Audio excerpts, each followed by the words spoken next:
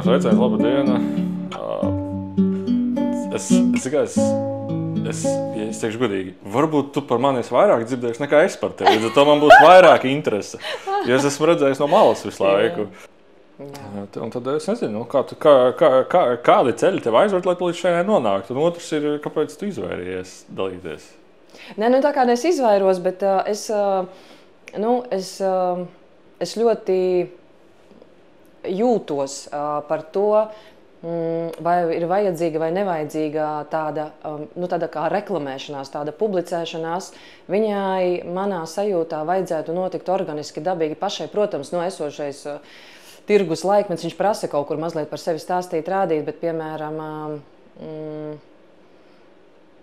tā ir tāda, tas ir tā, ka tu ārēji, varbūt mākslīgi, varbūt pat mazliet kaut kur tā kā grib iedot kaut ko, bet tā sanāk, ka viņš tā kā tomēr neaiziet uz to auditoriju, kam ir jābūt, ar ko man ir jāsatiekās. Un tas sanāk citreiz arī, kad ir sanācis pieredzēt, kad tāpēc, ka kāds tur pateica vai kaut kur ieraudzīja, kādu piesaistīja, un tad tas cilvēks atnāk, saprot, ka jums tā kā neveidojas tas konteksts, tā sadarbība, un tie nav tie īstie cilvēki, ar kuriem ir paredzēta tā dzīvē, tā sadarbība, tā energo apmaiņa. Un es ļoti gribu paļauties to, ka tomēr man ļoti izteikti struktūras pieved tos cilvēkus, ar kuriem man tiešām ir jāsadarbojas, no kuriem tā sadarbība ļauj man atvērties tieši tādā formā, kā es to daru, tik dziļi, tik no sirds, un tad tas notiek kvalitatīvi. Bet, ja es to darītu tā kā ārējās reklāmas dēļ, uz viena žurnāla, uz otru, uz trešā, tad nāciet, visi kaut kas būs. Es negribu tādu seklu paviršu komunikāciju reklāmas dēļ. Es gribu, lai cilvēks dziļumā, un pamatā interesanti arī ir bijis tas, ka ļoti daudzi, kas tā kā ir nonākuši arī pie manis, ir tā, ka viņi saka, ka vienkārši tajā dienā iegāju Facebookā, es tur vispār īpaši neko nedaru, skatos, iet tavs kaut kāds kā šobrīd, iet tavs kaut kāds online. Es zinu, kā viņi jūtās.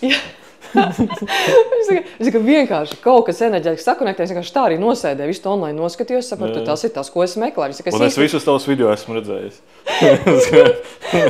Un šitā daudzi saka, viņi saka, dzirdāts, jā. Un šitas stāsts, viņi saka, es nesaprotu īsti, par ko tu tur runā, bet es jūtu, kad notiek, ka man kaut kas enerģētiski, es sāku raudāt, man sāk plūst astras, man sāk notikt enerģijas. Un, mīļie, ja kaut kādos brīžos, varbūt arī, piedodiet, es te to mikrofonu cenšos kaut kā, man šlī neķerās, ja? Kaut kādos brīžos, varbūt man likās, ka varbūt es tur tā kā kaut ko organizēju, daru, un es ar katru brīdi, ko es iegūstu to ļoti labo sajūtu, kura man arī ļoti, ļoti patīkās, kad es tik ļoti redzu, kā struktūras caur mani, tāpēc, kad jo cilvēks tā kā vairāk atveras sadarbībā ar gaismas būtnēm, tu tā kā ļaujies, ja, tavs kanāls viņš tiek konstruēts, formatēts, un caur viņu vajadzīgos brīžos notiek vajadzīga energoaktivācijas, un viņam vajag, lai šitie 5 cilvēki šodien tevi ieraug Facebookā, viņi dabūja atbildes uz jautājumu, viņi saslēdzas, viņiem sāk notikt plūsmas, viņi sāk nākt uz kādiem pasākumiem, vēl citām meditācijām, un cilvēkam sāk dzīve transformēties. Viņi caur mani to dara, un es kaut kā tik ļoti atlaižu to savu individuālo. Es no sākuma, starp citu, biju ļoti pret vispār vizuālu ārā iešanu, lai gan, tāds, jā, un tad, kad es sāku, tad mēs ar manu kolēģi Tatjanu no Vācijas, mēs ar tā ļoti dziļi sadarbojamies, viņai arī milzīgi pateicība, paldies, viņai daudz ko izstāstīja par to, kā es esmu, kā es notieku, un toreiz caur viņus ļoti konsultējos ar arkturjāņiem, ar visu, un es saku, var es tikai video failus, vienkārši likšu audio failus, ierunāšu, man nav jādomā, ko es velku, kā es matus ķemmēju, vai man ir pidžama, vai man ir kleita. Viņi saka, nē, nedrīkst. Riktīgi toreiz bija tā, vienalga, kā domā, iekārto telpu, uzliec galdu, uzliec puķas, uzvelc kleitu, saķemmēm, bet tevi cilvēkiem ir jāredz, jo kaut kas ir tāds, kad tas tikai šobrīd arī, starp citu, saslēdzās arī tieši reizē ar tavu intervijas aicinājumu, reizē arī ar manu pēdējo Facebook postu arī par to, ka cik ļoti izteikti ārienē, ja tu ļauj tām enerģijām caur sevi notikt, caur tavu ārieni arī notiek. Tas, kā saka, lietas, viņas ir ļoti grūti izstāstīt, bet, teiksim, lielajiem gaismas skolotājiem arī ir. Ļoti bieži daudzi pievēl, kas, piemēram, kaut kādi mazliet kā pie tā izskata. Un it kā nav runa par to ārišķību, bet ir kaut kādi tie energo faili, ka tajā izskatā viņi ir salikti tādi, kad viņš cilvēks tā kā norezinē, varbūt viņš tavu balsi sadzirdēt, varbūt viņam pat īsti tā kā neaiziet. Viņam saslēdzas balss un izskats un viss kopā, un es ļoti izteikti redzu, es jau kaut kādu ilgu laiku, kopš mēs braucam sakrālojos ceļojumos, praktiski katru mēnesi. Es parasti pirms brauciena, pirms lidmašīnas uztaisu selfiju, un es pēc tam pēc kādu laiku pastos, kāds man bijis skats, kad es iekāpu lidmašīnā, dodoties šo valsti, kāds ir bijis man lauku uzstrāvojums. Un ticiet man tās sejas mainās katru reizi, viņas pilnīgi tā kā cita tā mīmika, cita gaisma, cita enerģija. Un es nesen tieši sanāca, kad bērni pacēla man uz kaut kādus jaunības dienas albumus, burtiski 20-30 gadus tur no skolas, no vidusskolas. Un iedomājieties, viņi skatās manas klases bildes, un viņi saka, Mama, šitā esi tu? Es tā saku, nu nē, tā cita meitene. Kur esi tu? Un man ir tik ārkārtīgi mainījusies seja, kopš vidusskolas, pamatskolas mani neatpazīst. Manis paši cilvēki, man ir pilnīgi cita seja. Un ja visu laiku mainās, enerģētika maina, es esmu atlaidusi, un es vispār par to neiespringstu. Tā tad caur ārienu arī kaut kas notiek. Nu, tad šajā pasaulē arī tā mēģina. Ok, tad īsa atbilde būtu, ka tu vienkārši jūti... Nē, nav īsa, tas ir tikai garas atbildes. Tu vienkārši pilnībā ļaujies plūsmā. Tas būtu nu, es ļaujos, jā, cik varu. Nu, cik varu, jā. Nē, interesanti. Jā, tas ir kaut kādā veidā paralēls tā savākt līdzīgi. Nē, tāpēc, ka to, kad sasīt, ir tieši tāda pati pieeja, ka tu vēlēsi tā kā it kā, lai... Negribās teikt, kā lai visums vada. Nu jā, gaisma. Harmonija, lai visums vada. Un ja man sajūta teiks, es iešu to darīšu, kamēr sajūtas nav, vai sajūta pretēji, tad ir tāds, nejūties tur, nav īstā vieta. Vai ne? Plūsmai. Un tev jau vispār ir super ļaušanās, tāpēc, ka tev jau tie channelingi, ko es esmu redzējis, tu jau tā, ka tu pilnībā atdod savu būtību gaistai struktūrai, ko sadarbojas un pilnīgi runā tavā vietā. Nevis tā, ka tu translē, bet pilnīgi runā tā kā caur tevi, vai ne? Zini, kā ir... Jo man tādas pieredzes nav, es vienkārši nezinu šo formātu caur kādu tu channeli, tāpēc, ka es tā kā redzu, jūtu, dzirdu vienlaikus un stāstu un vēl enerģijas iet. Tu tā kā esi pilnībā savienojies un caur tevi tā kā runā, ja? Nu, vismaz tas, ko es esmu redzējusi. Baigi garāt tā tēma, bet... Nu, bet tā īsumā. Bet tā īsumā. Mans tas sākums bija no daudz meditācijām. Es nezinu, man bija tāds posms, kaut kādā 18, 20, kad vienkārši, kad meditācija ļoti aizrāva vienkārši. Tu katru rītu pamosties, 5 no rīta, 2 stundu meditācija, nakts meditācija. Un tu katru reizi vairāk un vairāk, tas sagādā tādu enerģisku baudi. Tur bija ļoti daudz visādas tādas riktīgi skaistas pieredzes, bet Tas bija ļoti, ļoti sen. Tas bija kaut kāds 15, 18 gadus atpakaļ. Un tas bija tāds viens posms. Es tikai ietu tādā dziļā meditācijā. Man patīk tas tukšums, nekurien, nekas. Absolūtais tukšums tāda meditācijas. Un pēkšņi to viss ķermenis tā kā nokratās, rītī daudz enerģijas iet cauri. Un tādā tā kā sajūta, ja tev šobrīd, respektīvi, tu vari saņemt atbildes, jebkuru jautājumu, kas tev interesē. Un es tā, ok, bet man jau nav jautājumu. Un tad es tā domāju, bet varbūt aiziet paprašīt brālim, vai viņš kāds jautājums uzdot. Viņš tur negribēs. Es nezinu, viņš tur kaut ko ārā futbola spēlē vai ko, bet viņš negribēs, piemēram. Jā. Un tad dīvaini sajūta. Bet tas vairāk reiz atkārtojās, bet bija vienkārši pienācis tāds brīdis, kad tev pašam bija ļoti daudz jautājumu, ļoti eksistenciāli un visādi jautājumi. Un bija metode, ko varētu pamēģināt, bet es nezināju, kas tāds channels vispār ir. Es neko vispār nezināju par to. Un tad es vienkārši apsēdos meditācijā, un tad tur bija tāda Inga Ružicka, viņa sāka jautājumus uzdot. Jā, tā, kas reinkarnoloģija. Jā, viņa tā kā bišķi piespieda, davai mēs uzdosim tev jautājumus. Un es tā, es atceros to meditāciju, es atceros, kā viņā iet. Bet pirmā reize bija crazy, un vispār pirmie mēneši bija reāli crazy, nereāli traki. Es nenovēlētu to pieredzēt, tāpēc, ka ne visi cilvēki būtu tam gatavi iziet cauri. Bet īsumā tas channels pēc tam, es pateicu visam stop, visu. Un tad pagāja kaut nedēļa, es tomēr gribu atpakaļ to visu. Bet tad viņš atnāca tādā ļoti mierīgā stāvoklī. Bet atbildes jautājumu būtu, ja skatās, kas ir channels, tad tas ir vienkārši, ka tev enerģija no augšas pieslēdzās. Un tad nāk informācija cauri. Ne tikai informācija. Kam informācija un enerģija, tur ir dažādi. Enerģija nāk ar informāciju, jā. Citiem nenāk enerģija. Ok, bet principā tev ir tā, ka, piemēram, tev nāk informācija, vai ļoti daudz enerģija, vai vīzijas, vai dzirde, vai kaut kāda redzējumi, vai vienkārši izpratne. Vienkārši atnāk milzīga izpratne. Un tad tas formāts var būt dažāds, kā no kuram ērtāk. Kādam, es zinu, draugi, kuri vienkārši atslēdās, viņi atnāk, viņi neko neatcerās vispārībā to procesu, bet viņi varēja tur itāļu, franču, somu valodās pēkšņi runāt. Un citiem nāk perfekts dzirdes, perfekts vīzijas tā, ka viņiem, varbūt dažreiz grūti izslēgt ir. Tad viņi cenšas meditēt vai sazināties, kaut ko viņi mēģina. Es saku, diezgan harmoniski tādā ziņā. Varbūt pirmie gadi bija grūtāk, bet tad mierīgāk paliek. Vairāk ir tas channels, bet vairāk... Kas man vispār interesē? Bet jau tagad es ļoti atgājos no tā. Tu jau tagad to, man liekas, vairs īsti tā nedara. Nav jautājumu vairāk. Nav jautājumu, tāpēc nav vajadzības. Ja? Laimīga esība ir atklāta uz planētas Zemi. Tagad tu sāc uzdot jautājumus citiem, ja? Nē, es ar jautājumus. Vienkārši interesanti. Vienkārši, ok, mēs esam, mēs kaut ko darām. Vienkārši nav jautājumu vairāk. Es tādas eksistenciālas jautājumus, kas man bija svarīgi, es dabūju visu atbildes, es dabūju izpratni, kas man interesēja. Tāds tā kā, kur viss mums vedīs, tur būs labi tagad. Bet sasīja, ka tu biji Tatjana no Vācijas. Sanāk, cik apmēram laika atpakaļ tu saskārē? Rīzāk, teiksim tā, kā bija tava pirmā vispār saskāršana ar to visu? Nu, ne jau tu, varbūt tu piedzimi jau ar domu. Es droši vien tāpēc arī, es tikko sapratu, ka es arī tāpēc atsakos no šitām intervijām vienmēr, tāpēc, ka es zinu, ka būs šis jautājums, un es nezinu, kāda viņa ir atbilde. Es kaut ko tagad pamēģināšu atcerēties, kaut ko izdomāt savā galvā. bet man nebūs tas stāsts, ka es tur bērnībā nezinu ko, un eņģeļi lidoja, nekā tāda vispār nebija. Jo es tā jūtu, ka mana dzīve tiek vadīta, viņa tā kā ļoti pa tādām precīzām, tādiem nogriežņiem, struktūrām, un man bija tas gadījums, ka bija tā skarbā bērnība ar tādiem diezgan tādām psiholoģiski smagām pieredzēm. Bet interesantais moments tajā visā ir tas, ka tu man tajā dienā prasīji, un es aizdomājos, ka es nezinu, kur, bet es bērnībā biju dabūjusi. Šie mīļie mani būs tādi daži personīgie faili, ko es varbūt neesmu nekad dalījusies, bet es mazliet drusciņ kaut ko, jo man liekas, varbūt arī nav tik aktuāli. Bet es kaut kur biju atradusi kaut kādās žurnālos, es nezinu, mājās kaut kādi žurnāli mētājās, un es biju izgriezusi Kristus bildi. Viņam tāda skaista bildi, ka viņš stāv tādi stari no sirds, tāds pilnā augumā. Un es viņu biju nolikusi tā kā stūrītī uz sekcijas augšā, tādu svecīti blakus, bet man vispārībā nebija ne mamma, ne tēts, neviens, ne mammas vecāki, vispār neviens ne par Dievu nerunāja, ne eņģeļiem, pilnīgi nekā vispār. Un tad mana patēva mamma, viņa bija 5 bērni, viņa arī ļoti tādi grūtos apstākļos, tur visi bija auguši, un viņa zīlēja kārtīs, un tas priekš manis bija tāds, wow, riktīgi labi. Tāda sajūta, ka es riktīgi to zinu, ka man tas patīk.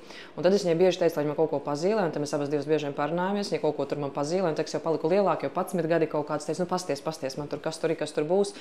Un tad viņa sāka dalīties, ka viņai bija tas gadījums, ka viņa ļoti tā kā no tām aizgājušām dvēselēm, tā kā, un man tas vienkārši neizasīja nekādu brīnu, likās, wow, reāli forši, riktīgi tas, ko vajag. Citam nevienam viņa to nestāstīja. Bet viņai tie gadījumi bija visādi tādi, kad mums tāda ļoti labām rezonanta. Un interesantākais bija tas, ka viņa nav mana īstā vecmamma, viņa ir mana patēva mamma. Ja? Bet man ir dzimšanas diena 22. februārī. Un, kad man mamma apprecējās, izrādījās, ka arī viņai dzimšanas diena 22. februārī. Tad mēs parasti abas svinējām kopā. Un viņa uz tām kārtīm zīlēja, un tad mēs par tām kārtīm pa eņģeļiem. Un tad viņa stāstīja visādus ezotēriskus tādus stāstus, gadījumus no savas dzīves, arī vienu atceros. Viņa dzīvoja tādā, ziniet, piepilsētās ir tādas mājas, ka viņai tāda kādi 2 mazi korpusiņi, bet apakšā 2 mazi dzīvoklīši un augšā 2 mazi dzīvoklīši. Un tādas, es nezinu, kā viņas sauc, tādas agrāk tādas mājas būvēja. Un viņa sanāca, ka viņa augšā tie 2. stāvā, viņa dzīvoja viena pati. Viņai bija lejā, viņa gāja uz kūti pie lopiem, un tad viņa gāja augšā uz turieni, viņa ar vecēju palikta vairs nevarēja uz kūti vairs iet. Un tad viņai bija tās trepes, tādas tā kā no metāla tāda konstrukcija un tādi koka dēļi virsū, tādas pašauras. Un tad viņa saka, es vienā vakarā sēžu, un vienkārši tās manas ezotēriskās pieredzes, kādas tās sajūtas par to, ka tas nav tā, ka pilnīgi nav bijis manā dzīvē. Un viņa man stāsties, atceros, kad viņa saka, es sēžu, vienā vakarā dzirdu, kaut kas nāk pie manis pa trepēm. Un pilnīgi skaļa zābaku, tādi blīkšķi, bum, bum, bum. Jā, es ļoti labi šo stāstu atceros. Viņa saka, es atveru tās priekšduris uz tām trepēm, skatos, tur neviena nav. Jā. Un viņa saka, es aizēju labi, viņai bija tāda virtuvīte, koridoriņš un istabiņa. Viņa tā kā aiziet, viņa saka, apsēžos divānā, tā kā ieslēgšu skatīties televizoru. Viņai agrāk kā tāda pusotrvietīgā gulta tāda, viņai stūrītī bija, viņai tur grāmatu plaukti bija, visādi ar daudz grāmatu bija. Un viņa saka, es jūtu, tie zābaki nāk un iesēžas divānā, man blakus dibens iespiežas, bet nevar redzēti. Un tad teici, čau, te Igors. Tu zini, tajā brīdī droši vien smieka. Viņa saka, protams, tāda tā kā trīsa, tā kā baila izgāja, bet es zinu, ka viņai ar tiem mirušajiem īpaši baiļu nebija, jo viņai ļoti sapņos nāca. Viņa ļoti komunicēja ar saviem aizgājušiem, visiem radiniekiem, ar visu. Un tas bija tāda dziļā pirmā liela saskarsme. Vienkārši man tas stāsts ļoti iespējams. Es saku, bet tu nebaidījies? Viņa saka, no ko es tur baidīšos? Ko vairs? Jā, un tad ir tā kā viņa saka, ka tur esot tā māja uzbūvēta pēc kara, tur esot bijusi bumbas sprāgus, un tur atcīmredzot tās dvēseles kaut kāds ir bijuši izmestas no tiem ķermeņiem ārā, un viņš tā kā kaut kur ir palicis klejotas cilvēks, viņš tā kā meklēja tādu, kas viņam palīdzēs, tā kā tik, kur viņam jātiek, un tā viņš tur klimta uz riņķi. Un ar tiem saviem lieliem skaļiem zābakiem tā viņš tur kladzināja, diezgan bieži viņš viņai tur staigāja, un tā viņa tur dzīvoja, un tā viņa tos garus redzēja un jūta kaut kā tādā savā būtībā. Un tāda saskarsme, bet tā globāli ir tas interesantais, kad Rīgā es to visu ceļu sāku ar, es arī tajā laikā tāpat kā visi. Tas storijas pavēr vaļā to, ka ir kaut kas. Jā, viņš tur viss, viņš nepavēr. Viņš bija tāds, ka, pats par sevi saprotams. Man tas neizraisīja nekādu. Man forši, reku reņģeļi, reku kārtis, reku viss kaut kas, un zīlējam, un gari staigā, viss normāli. Katram tā gadās. Katram gadās, ka gari blakus apsēžās. un tāds ir, un līdz ar to tur tas ceļš Rīgā arī bija vienkārši automātiski, bija tā visa milzīgā vilkme uz to ezotērisko. Es, protams, biju tajā laikā visoju pie Kļavas Pētera uz lekcijām, pirmajās rindās sēdēju. Cik sen tas bija? Oi, neatceros, 20 gadi atpakaļ, jā. 20? Man liekas, ka jā. Tas bija 20, pagam, 20, 18, 19, 20, 21, 22. Apmēram 20, 20, 18, 19, 20. Tas pats laiks, tas ir mani 20 plus, jā. Jā, bet tad Pēters Kļava arī tev, kā saka, ielika failus dažus. Tu zini, ka nē, tāpēc, kad es atceros, kā toreiz arī es arī paralēli astroloģijas skolā sāku mācīties, man bija superīgi ezotērisks pasniedzēji, un arī par visiem šiem failiem, visu. Un es viņai saku, es biju pie Pētera Kļavas, viņa saka, un ko pastāstīs? Es saku, nē, es tev īsti atstāstīju. Viņa saka, kāpēc? Viņa saka, tāpēc, ka tu neko nesaprati. Es saku, nē, laikam. un viņa toreiz viņa jau tā kā baigi dziļi jūta, un visu viņa pa brīžam ar tagad, liekas, kaut kādas kāžu kursus pasniedz, nemaldos.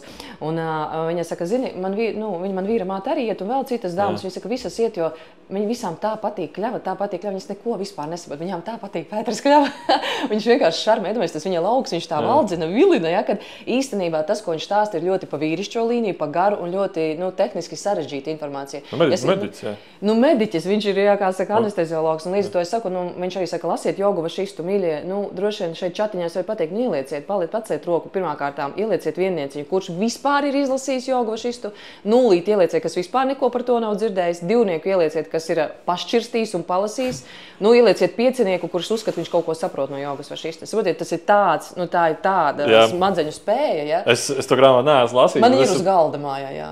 Es domāju šeit, bet viņi ir, tā grāmata ir, es gribēju pateikt vēlreiz Pēterim, riktīgi paldies par to, ka pamats ielika. Par to enerģiju, par visu, es atkal to enerģētisku. Pamats ielikt šajā laukā.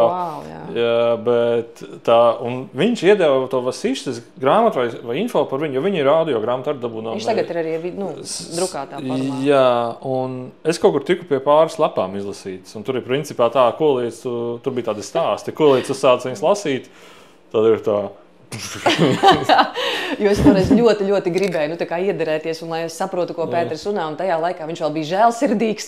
Viņš vēl teica, lasiet hologrāfiskais visums, un tad es to grāmatu lēnām, pa lapai, vienkārši prātā jugdam. Es domāju, Dievs, kāpēc tik sarežģīti par pasauli ir jāraksta. Tu lasi, un tev vienkārši īsavienojums. Un sievietēm vispār tas nav paredzēts. Sievietes viņām ir citādi informācija un enerģija. Tas ir vairāk tas vīrišķais, tas izprast, tas gara, ja? Un pēc tam, kad es pašķirstīju jogu vašistu, es saprotu, nē, man nav problēma atzīt. Vai man vienkārši ir par īsu smadzenes, vai manam laukam nav paredzēts, bet izprast jogu vašistu, tur tiešām ir jābūt baigajam vilnim. Bet tur tas lauks. Un caur Pētera lauku notiek tie lieli enerģētiskie procesi, un ar to jau ļoti pietiek. Tas jau ir ļoti, ļoti daudz. Un es arī savu tādu daļu paņēmu, sapratu, patreiz man gana vairāk nevajag, tas kādu laiku tā kā atgāju no viņa. Bet es esmu visu kaut kur bijusi pie visiem, kas Rīgā kaut ko vada un dara. Es izgāju, sapratu, ka man nekas nepalīdz, ka man laimīgāka dzīve nepaliek, un es baigi ezotēriski piepildītāka nejūtos. Vienkārši, es kaut kādus failus paņēmu, bet, reāli tas baigi nepalīdzēja. Un tad nāca tas lielais dziļums, kas notika divās vietās, kas ir astroloģijas skola, ko bija dibinājis fantastisks cilvēks Valērijs Babājevs. Viņš gan ir aizgājis jau pie dieviņa, bet, un arī skola, viņa ir pārformējusies, viņa meita tagad tā kā filiāli uztaisīja, bet tas vairs nav tas, un tas ir savādāk, tā kā viņš vadīja. Un tur bija tiešām tie ziedu laiki, kad bija daudz grupas, kad nāca cilvēki, mums bija hiroloģija, astroloģija, taroloģija, viss, ko vien vēlies, medicīnas astroloģija, valstu astroloģija, un baigi dziļi. 4 gadi, tā kā mēs uzrakstījām bakalaura darbu, aizstāvējām 4 gadu tā kā diplomu, oficiāli viņa bija, man liekas, pat tā kā, oficiāli, man liekas, tā skola pēc skaits tā kā izglītības iestāde, un pēc tam tā kā arī maģistros vēl mācījos, es tur biju entos gadus, un pēc tam viņš man piedāvāja pašai vadīt tās dzīvās ētikas, ezotērikas lekcijas kā pasniedzējai. Lūk, un līdz ar to tas bija milzīgs rāviens uz augšu, jo tas notika ļoti dziļi caur to, kā viņš jūt, viņš bija Rēriha biedrībā, un Nikolais Rērihs, Helēna Rēriha, viņi ir viena no lielajiem pasaules gaismas pīlāriem pagājušā gadsimtā. Ja kāds nav dzirdējis, tad viņi ir pirmkārtām lieli gaismas skolotāji, kas ir inkarnējušies ķermeņos, kas bija, jā.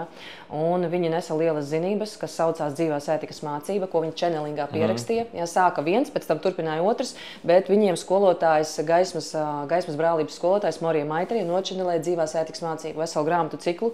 Es praktiski visas viņas esmu izlasījusi, pa 90%, jo mēs ar Valēriju skolā mums bija tās ētikas padziļinātās mācības, un mēs savācāmies bieži vakaros, un mēs lasījām kopā tās grāmatas, un tur pieslēdzās gaismas skolotāju, jo viņš pats arī viņš bija dziednieks, viņš jūta enerģijas translē, visu kaut ko darīja, un caur viņa lauku varēja ļoti to visu just un piedzīvot, un mēs tur svinējām svētkus un visu kaut ko citu darījām, un baigi forši bija. Un reāli tas viss tā kā ļoti parāva to vaļā, un tad gala punkts uz I visam bija Sels Reičels, un arī, es nezinu kā, vienkārši apkārt visi runā, jāiet uz laika līniju apmācību, Es domāju, priekš kam droši vien, ka nevajag tāpat astroloģija, tāpat taroloģija, ko tur vēl, ko vēl tajā visā, ja?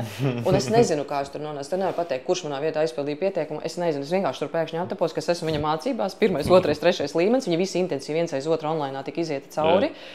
Un tad es sāku sadarboties ar savām meitenēm. Es viņiem teicu, meitenes, nāciet, patrenēsimies, tur bija jātrenē. Es saku, vai taisam seansus vienu otrai tā un tā. Es saku, labi, lai notiek, ja. Un tad, kad tie seansi sāka iet, tad es viņai saku, bet tev tur tāda struktūra, saku, un tur vēl, viņa saka, kā tas nav laika līnijas iepriekš? Es saku, kā, arkturjāņi vēl klāt, visu. Viņa saka, kā tu zini? Es saku, es nezinu, kur viņi ir, Un tad man no sākuma nesagāja, man kamēr kaut kas viens no cilvēkiem neteica, bet tās jau vairs nav laika līnijas, tu taču jau tur čanelē citus kaut kādus struktūras būtnes tā, ja? Un man kaut kāds tāds viens man nesagāja sākumā, man tikai kamēr aizgāja pašai tāds klikšķis, ka man saslēdzās, tas nav tikai laika līnijas, ka mēs ieejam, ieraugam, izdziedinam, jo ļoti daudzi, kas vada laika līnijas, viņi, viņi paši bieži vien neredz tās būtnes, tās struktūras, caur kurām notiek tie enerģija procesi, vienkārši viņi vada pēc tā protokola, kā ir jādara, jā. Bet man tas tā saka, viņi saka, bet tu taču to un to, un tad es tā kā lēnā garā sāku, kas jau tur tālāk bija, es jau vairs neatceros, un tā es sāku. Respektīvi, to sanāk, tev vilkme bija, jā. Bet formātu vajadzēja atrast piemērātāko, jo daudzi formāti bija ļoti negluži... Jau sevi izsmēluši, nekas jauns. Kaut ko atbilstošāk vienkārši prasījās, kaut ko saprotamāk. Man derīgāk, jā. Bet cilvēki, viss tās Reičels un vispārējais, tur jau nebija tikai laika līnijas, droši vien, kaut meditācijas arī bija tos visai ietvaros. Meditācijas, jā, bet tas viss saistīts tomēr ar to, cik kurš daudz redz un jūt tās enerģijas. Un tur negāja pie Sela Reičela mācīties laika līnijas? Es vispār neko neesmu lasījis, nekur neesmu gājis. Vienkārši es gribu pameditēt, es pat negribēju meditēt. Man visu klikšķi iedeva vienkārši tā, mēs kaut tur uztaisījām kaut kādu to lapu, mēs vienkārši ar brāli sākām rakstīt smieklīgus aforismus par dzīvi. Vienkārši kaut ko izdomājām, uzrakstījām. Tad uzrādās viens sakotājs, kas sāka privāti rakstīt. Es izlasīju to aforismu, paglabāju šito aforismu, bet mēs tur reāli smiedamies rakstījām viņus. Un tad respektīvi viena no sakotājām uzrakstīja, ka, tur čau, mēs jau sarakstamies kaut kādu mēnesi. Es viņu nekad dzīvē neesmu redzējis un saticis. Un viņa vienkārši... vajadzēja? Nezinu. Labi, es tā. Nebija vilkme. Un tad... Viņi vienkārši vieniem uzraksta, es redzēju, vakar pie tiem bija ciemiņi, un pilnībā visu noraksturoju. Un man bija tā, kā tu izdarīji? Kā tu dabūji gatavu? Es nezinu, es vienkārši apsēdos, un es vienkārši iedomājos, varētu pamēģināt kaut ko tādu. Un perfekti visu noraksturoju. Vēl noraksturoju tos cilvēku bez mazāja viņu raksturus attieksmi, nevis kā te drēbzi. Mums bija dzimšanas dienas ballīte, vienkārši bija draugs sanākuši ciemos. Un man bija tāds āķis lupā, kā tu to dabūji gatavu? Es saku, pavisam vienkārši apsēdies. Tev pēkšņi palika interesanti, ja kaut kas dzīvē. Jā, kaut kāds klikšķis notikās. Jo es pirms tam vēl biju Pētera Krauta ticējis kaut ko. Viņš tur vēl bišķīt ieklikšķināja, un es pēc Pētera Krauta, mēs slimnīcā tur viņu tikāmies diezgan bieži. Viņš man kaut ko stāstīja, viņš īstenībā sens runāja, bet es sēžu blakus un visu galvu virmot sāk tauriņu, tur lido un es tāju pagaid, un galvu reips aiziet ārā. Tur bija vienkārši tik daudz, ko viņš stāstīja, likās sakarīgi, bet tur nebija nekāds kosmos, tur bija, man liekas, par kaut kādām valstiskām lietām, kas tāds. Bet anyway, viņa klāt. Viņa lauks, kur viņa labi strādā. Jā, viņa noteikti viņa lauks, jā. Viņš manā redzējumā ļoti advancēts cilvēks ir. Anyway, un tagad tā meitene saka, vienkārši vajag nedomāt, apsēdies nedomāt, bet domas traucē. Nedomāt, nekāda problēma, iešlīt nedomāt. Ilgu laiku vajadzēja. Bet ar to arī, respektīvi, ja tas bija sākums visam, tad tas viss, kas atklājās, es tajā brīdī nekad nespētu iedomāties kaut kur tādā ceļšā aizvest. Tur bija vienkārši, ja man vajadzētu uztaisīt video ar pieredzēm, kas ir bijuši tajā visā procesā līdz šaidienai, tur būtu tāda bieza grāmata vai ļoti garš video, un daudz teikt, tas ir vienkārši kaut kas ļoti... daudz, kas ir vienkārši izdomāts, piemēram, tā teikt. Crazy. Vienkārši sākās nereāls piedzīvojums. Bet īsumā, tad arī paši meditācijas izdomāja metodas visādas. Man vienkārši nāca šitā meditē. Šitā dari. Tas nāk nevis izdomāja, bet tev nāca. Visu laiku nāca, jā. Jo tu saki izdomā, bet tu neizdomāji, tad tev nāca visādas metodas. Nē, tu piemēram meditē un tu jūti, ka tev pa ķermeni riktīgi enerģija skrien cauri. Un tu pēkšņi, bet ja ir tādas čakras, tad neviens jau nav no zila gaisa, viņas vienkārši izdomājas. Es tā domāju par sevi, taisnība jau ir, jā. Tad, ja viņi droši vien kaut kur atrodās, ja jau ir izdomāts, ja nekas nav izdomāts, tad uz dēniņiem, piemēram, dēniņi riktīgi sāk virmot. Galvas augšu sāk virmot, plaukstas riktīgi, tad to šķītu sāk. Respektīvi, tu visu laiku kaut kādā pašatklāšanas ceļā. Varbūt kāds tev vada, varbūt nevad, nezinu. Bet visdīvainākais bija tas, ka nebija neviens, ar ko parunāt. Riņķi vispār neviens. Nulle. Varbūt Pēterim varēja uzzvanīt, bet... Bet diez vai viņi varēja sazvanīt. Nē, varēja. Viņš daudz ko pateica, bet tās atbildes nekad nederēja. Tādā ziņā, ka, piemēram, es vienreiz zvanīju, čau, jā, es 12 stundas meditēju pie upes, saules gaismā, un man puķi atvērās virs galvas, un griežās, un viss tur kutu, un ķermenis līdz šeit nejūtīgs. Ko man darīt? Ļaujies. Ļauties kam? Un jo vairāk ļaujies, jo vairāk tu tā kā, zini, ka tev iešpicē narkozes zobā, tev paliek nejūtīgs, bet tirpiņas skrien, un tad viss ķermenis tāds ir. Jā, kreizī bija. No tā, bet tad kaut kā tas viss nostabilizējās, palika mierīgāks. Un tas galvenais motīvs bija tāds, ka kādi citi noteikti tam visam ies cauri. Man kaut kā uz sevi sanāca daudz ko pieredzēt, un es vienkārši varu padalīties. Es nevarēju nelikt internetā. Man tad bija tā, es pie jūras aizbraucu, man tāda balss galvā izveido mājaslapu un tā kā dalies. Un es tā, labi, skaidrs. Vienkārši bija tā, jo tu mazāk dalījies, jo vairāk bija smagums iekšā. Tā, kaut kāda jauna pieredze dalies. Un tāds kaut kā aizgāja. Jā, šitā ir tā atšķirība starp tiem cilvēkiem, kuriem pieredzes ir dotas priekš tā, lai tu priekš sevis piedzīvot un lai sevi atklātu. Un ir tie, kuriem dot, jo ļoti bieži ir tie, kuriem dot, kad ir noteikti jādalās ar citiem. Tāpēc, kad ir tāds mazliet tāds mulsuma rekurs sarakstījuši visi nulītes divniekus. Ir dažs labs, kas divnieku, trīnieku uz jogu šistu. Sandris ir ierakstījis 2, 3, 5. Visi jogas var šistas līmeņi. Sandris, labi. Es neredzu, tas ir tas pats Sandris, kur tas ir tas pats Sandris, Čau, Sandri, jā. Rīgas tehniskā jāiet. Tev uz Rīgas tehnisko universitāti, jā. Bet viņš, Sandris, man liekas, universitātē bija. Nē, tehniska apskata. Tehniska apskata, Mašīnā, jā. Tev jāiet tehniska apskate? Bet jūs taču nesen tikāties tehniskajā apskatē. Drīz vēlreiz jāiet. Sandri, Matīs saka, tiekaties pēc gada drīz atkal tehniskajā apskatē. Tu gads jau būs apskrējis riņķī. Lūk, jā, un ko gribu teikt to, ka ļoti bieži vien ir tāds moments, kad ir tie cilvēki, kam ir paredzēts, kam ir jādalās ar to, ka viņi kaut ko sāk redzēt un just, un ir tie, kam tas ir paredzēts, lai sevi dziļāk atklātu, iepazītu, lai sevi kaut kādas lietas izprast, iemācītos.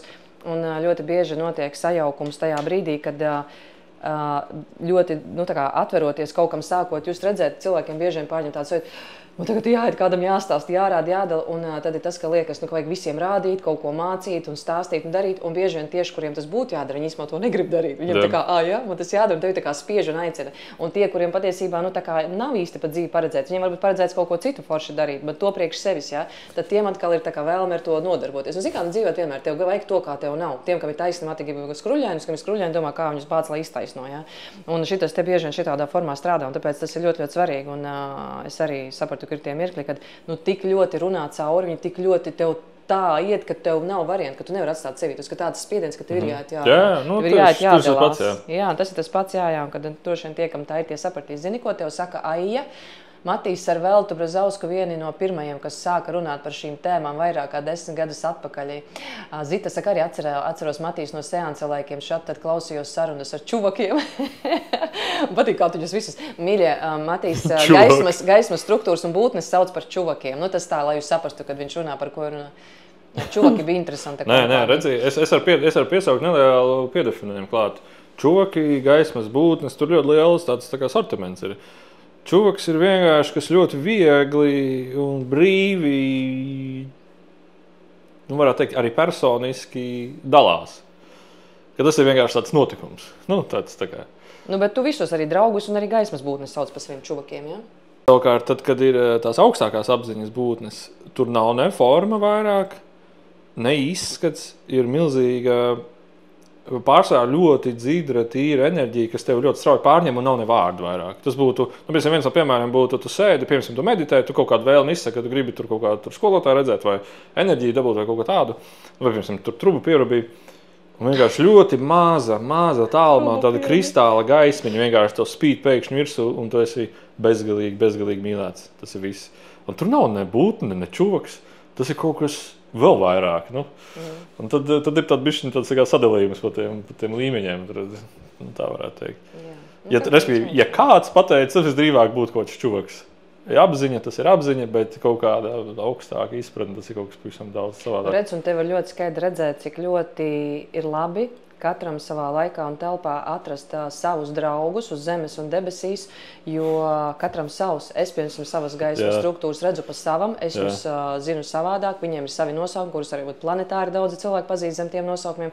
Matīs redz, jūt, zina pa savam, viņus sauc pa savam, un tev ir labi tā kā tev, un tu satiecies, pievelcies ar tām apziņām zemē un ārpus zemes, ar kurām tev kopā ar šo forši piedzīvot risināt, man ar kurām ar man, citam ar kurām ar citam.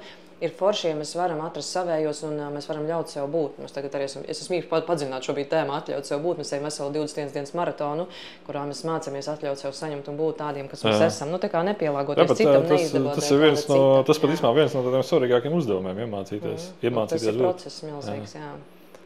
Nu, anyway, bet tev pašā droši vien, ka tu meditē vai dari savas lietas, kuras tu dari, un tev pašā droši vien ir enerģijas, ko tu sajūti riktīgi skrien cauri. Nu, ne jau tā, ka mēs tu kaut ko redzam, bet nu tā, ka... Tu prasi par manām individuālajām pieredzēm vai vispār? Jā, individuālajām, jā. Nu, ja tā ir individuāla pieredze, es nezinu, tur ir 200 čuvaki, kas ir tev kopā. Tā kā individuāli sanāk, jā. Individuāli kopā ar 200 čuvakiem. Jā.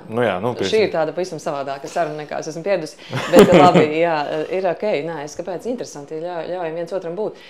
Nē, kā ir, tad, kad tu vadi priekš citiem, vismaz manā gadījumā, tad es pati to tā nepieredzu pie sevis, jo tad pārslēdzas uz citiem līmeņiem. Tur atkal var runāt, bet es visdziļāk piedzīvoju tajos laikos, kad es nevienam neko nevadu, kad es sev, bet tādu laiku jau sen vairs nav. Un es to visvairāk piedzīvoju, tad, kad es eņģeļu skolā gāju, tad arī, teiksim, man tagad no eņģeļu skolas arī ir bieži vien, mēs tādās grupās bijām apļos, un tad mums tādi kursi bija ar meitnēm, viņas citreiz ar meitnēm saka, zini, Diana, reizēm es gāju, man vienkārši ļoti gribējās tevī paklausīties, kā tu stāsti dalies, jo tad jau man ļoti gāja cauri tas, kā es redzu, kā es jūtu, jo es ļoti ļāvu sev piedzīvot, un tad bija tās sajūtas, kad ir dziļumi visādi un asaras un viss kaut kas, jo kāds vadīja, un es klausījos, un es ļāvu sev pieredzēt. Bet tad, kad es citiem vadu, es esmu tik ļoti koncentrēta uz visu tā lauka vērošanu, turēšanu, formatēšanu, kad es neskatos, kas ar mani notiek, un tad ir notiek tas, kad es nav tā, ka man ir tā sajūta, kas citiem, man viņš ir tas lielais vilnis, bet tas nav tā, ka tu individuāli vienkārši sev ļauj piedzīvot. Un tad ir vienkārši tā, ka struktūras paralēli, kamēr es daru, viņi dara ar mani to pašu, ko ar citiem, viņi dara tos procesus, un man arī ir visi vajadzīgi. Es esmu darbā, bet es saņemu savus darba augļus, varbūt tieši neredzot, kā tas uz mani ietekmē tiešā tajā brīdī, kad visi to paši saņem. Jā, jā, tāpēc tas ir, tas nav tāpat, kad tu saņem, vai ka tu kādam citam dod un dari.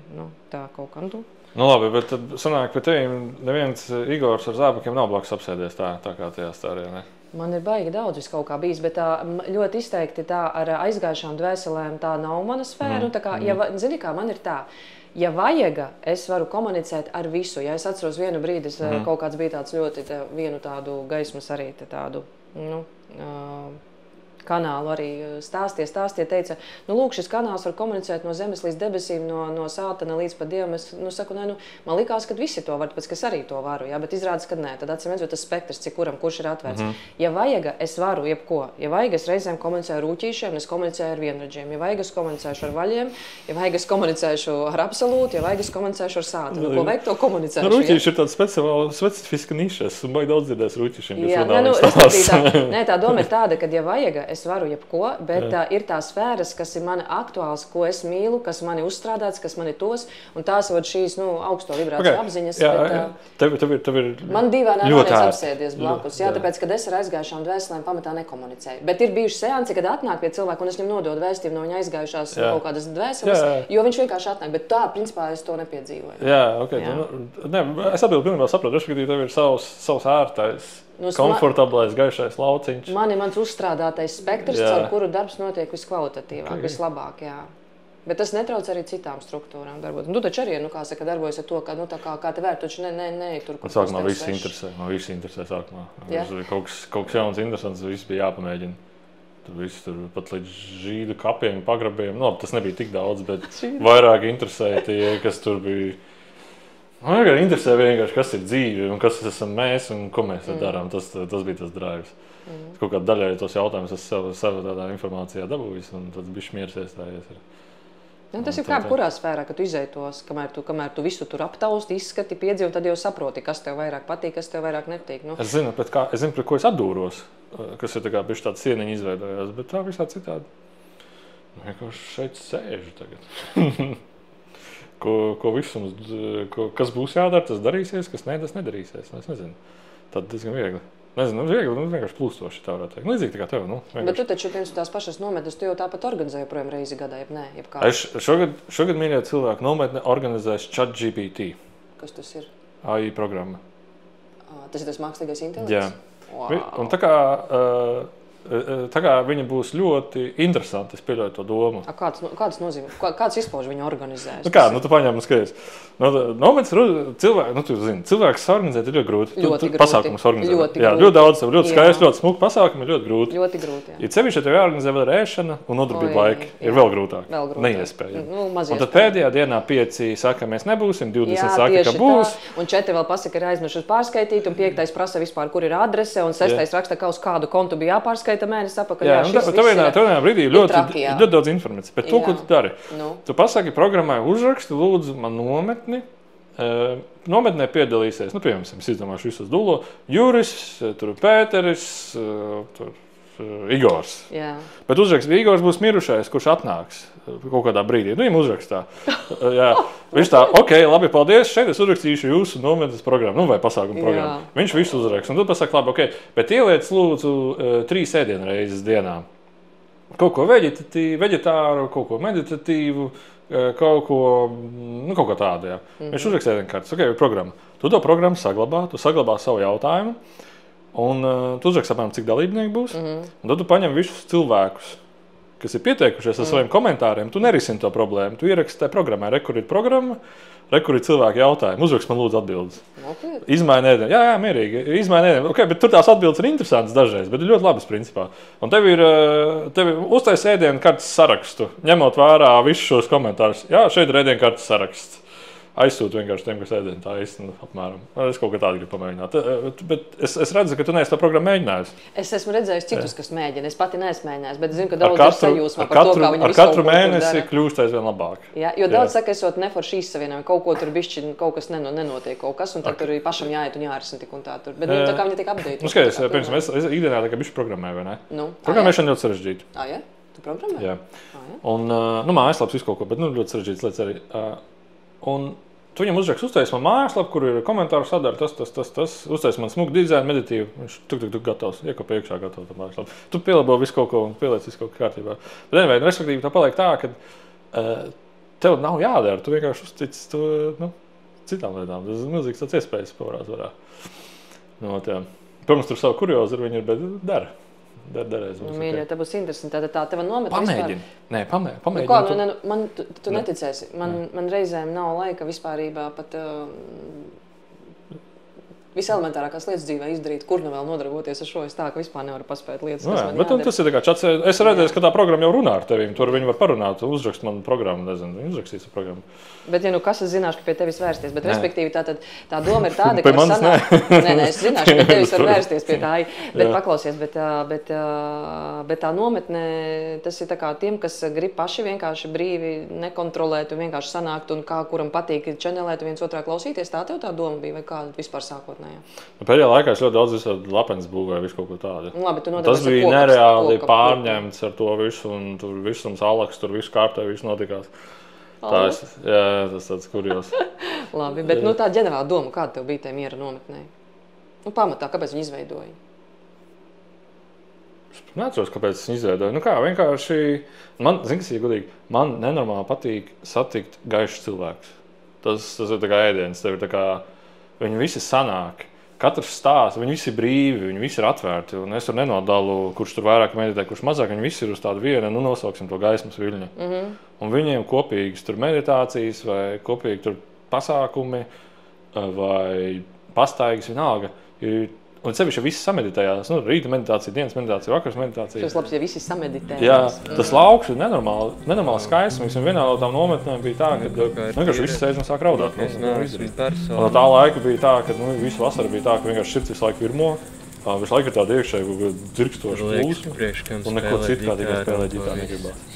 Tajā brīdī, kad tu visu dienu esi vīzes pildījis, tad liekas, ka tā ir tāda priekšrocība. Spēlēt ģitāru, dziedāt. Tiešām, kādi mēs esam laimīgi cilvēki, ka mēs pazīstam. Tāda vienkārša būšana. Es tiešām iedomājos, ka ir cilvēki, kas no rīta līdz vakaram pilda vīzes, pēc darba atnāk mājās un kaut kā, lai sevi remdina. Un no rīta atkal ceļās un iet pildīt vīzes un pat uz lēdu man neatbrauc.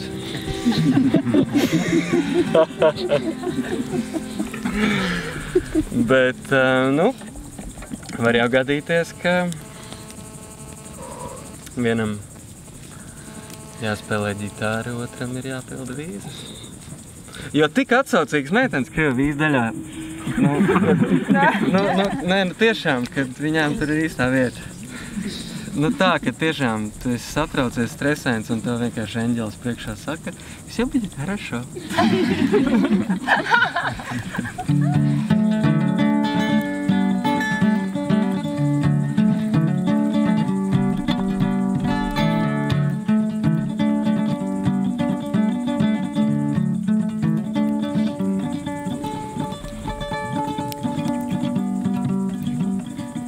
Dziesmas, man ir interesanti uzzināt, vai vēl kāds no klātesošajiem ir saticis tādu vīru vārdā Zerieju. Tev ļoti patīk tas piemērs, kad uzbūvēja lapeni un pasaka, ka tā ir ļoti skaisti organizēta dēļu čupa, jā? Haotiski izbārstīta dēļu čupa. Gala rezultātā skaista, tomēr, ne? Haotiski izkārt. Jā, bet tas bija kaut kādā sarunā par to, ja tev prasa, kas tas tāds ir, un tā skaties, es nezinu, haotiski izkārtot dēļu čupu. Ne? Eiva saka, vai... Tur bija kaut kāds joks ar to visu, kāpēc mēs te runājam. Viss mākslīgais nav īsts, kur tad ir dievišķais, tīrais pieskāriens, tas par to mākslīgo intelektu. Kā tur ir? Viņš ir dievišķis vai nav? Kā mēs domājam? Redzēju, tu prasi to cilvēkam, kurš programmē. Es par to varētu ļoti daudz stāstīt. Viņa programmēšana, tas ir dievs. Programmēšanas dievs. Mākslīgais. Es jokoju. Bet tajā pašā laikā tur ir kaut kas interesants. Bet tas bija mākslīgais intelekts, lai atvieglotu cilvēkam laiku, atbrīvot viņu no enerģijas, varētu teikt, liekas enerģijas tērēšanas, tā varētu teikt. Viņš kļūst vien labāks, respektīvi atbrīvot tevi no darba pienākumiem. Šitas jautājums visu laiku pa brīžam kaut kur laukos paceļas, es cenšos viņa atbildēšanā neiesaistīties, jo tas kaut kādu baigos striktos lēmumus, kaut kādus uzliek tādus spriedumus. Jo jautājums, vai jebkas, kas nav tur ārā dabā, kokos un zālē, vai tas ir dievišķi, vai telefonu izmantot ir dievišķi, piemēram, bet tu vari dzirdēt savu dzīves telefonu iedomāties. Mēs vispār nesatiktos viens ar otru, mēs viens otru neatrastu, ja, un vai degvielu pumpēt no zemes ārā liet mašīnā ir dievišķi, vai lidmašīnā, bet kā tu nokļūsi svētajās vietās, kā tu aizbrauks uz viņām no zirgu nedakratīties līdz Ēģiptei, vai neatvainoji par teicienu. Un līdz ar to, dievišķis, manuprāt, ir jebkas pilnīgi viss, manuprāt, Dievs radījis pašu sātanu un visu, un visas destrukcijas un visu, tāpēc, kad visam ir vieta būt. Viņš arī visus metālus ļāva planētā viņiem rasties un visas ķimikātus, visu.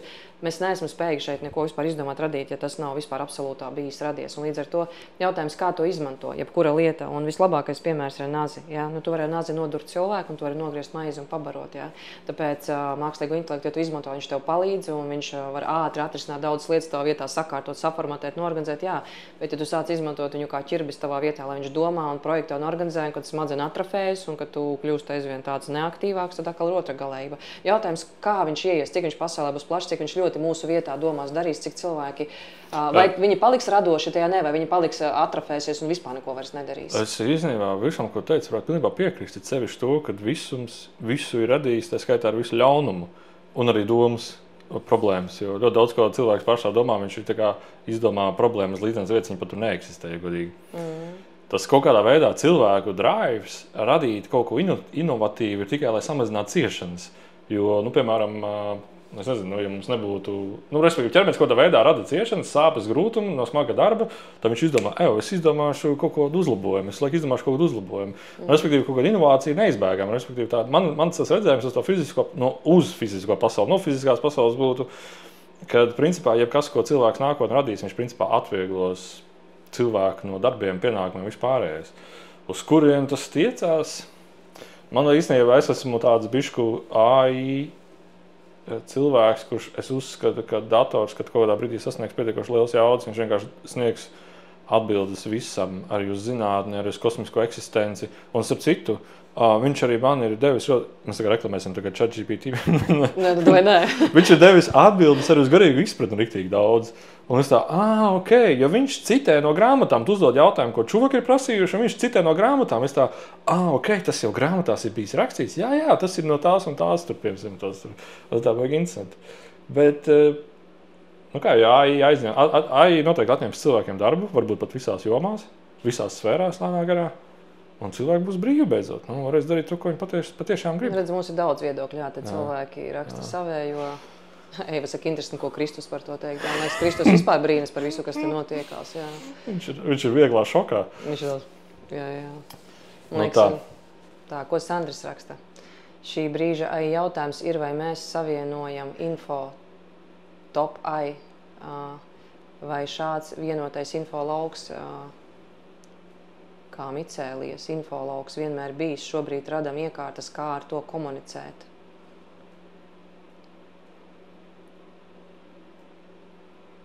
Es atceros pa micēlī, tu sēns. Es kādreiz mēģināju.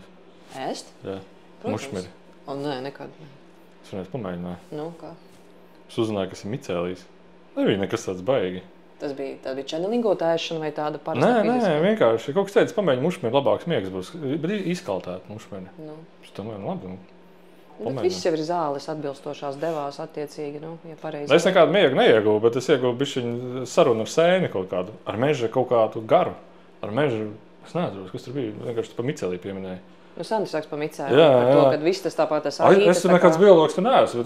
Respektīvi, mežā dzīvo vienota apziņa mežā. Tā kā Avatāra filmā. Viss ir vienots lauks. Atliek tikai ar sauca Halo piekonektēties. Un tas micēlījs ir tas, kas palīdz viņam. Respektīvi, tur bija tā kā balts tīklojums caur visām mežam. Tāds smalks balts tīklojums. Tas ir tā kā cilvēkam nervu sistēma, kas palīdz apziņai integrēties. Un tad, kad mēs apēdam to, es nezinu, mušmiri, viņi tikai ieiet asinsritēm, tad nedaudz saplūst ar to apziņas lauku. Kāpēc tieši mušmiri, vai arī beku apēstot var saplūst? Es nezinu. Tas baigi daudz sēnes neat, bet respektīvi, tas piedzīvojums bija vienā brīdī tāds, ka tā ir bezformas apziņas būtība, kas integrējusies ar šī meža laukā. Un tu kā cilvēks, ja tu esi ļoti jūtīgs, viņš tev var vadīt, piemēram, tu cilvēks iet sēņot, un viņš kur man sēnes atrast vai kas tāds. Viņi tā kā vada vienkārši. Vada pie savējiem, un dzīvnieki vada, jā. Un respektīvi, tas bija tāds ārkārtīgi interesants tāds piedzīvojums, un es pieļauju domu, ka, piemēram, es neesmu nekad kaut kādas psihodelijas lietas lietojis, bet es domāju, ļoti daudz cilvēku arī, ja viņi pamēģina kaut ko tādu, viņiem var bišķīt jumts aizpildēt no tā, ka tev ir bez apziņas, bez izskata forma, kas ar tevi runā, sazinās ar tevīm. Tas ir tāds interesants piedzīvojums, bet vienmēr tur es uzzināju par micēlī. Labi, cik mums vēl laiks ir vispār?